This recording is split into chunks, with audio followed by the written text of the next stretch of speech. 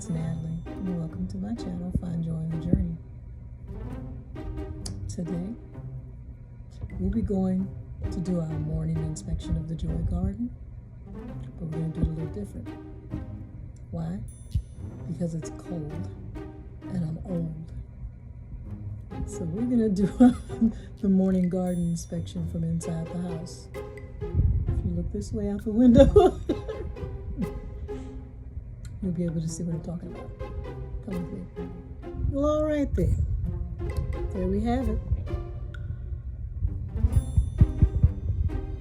Everything looks good to me. How about you?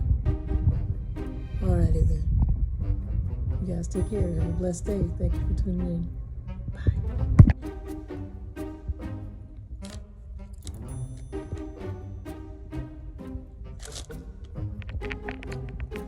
Thanks for watching.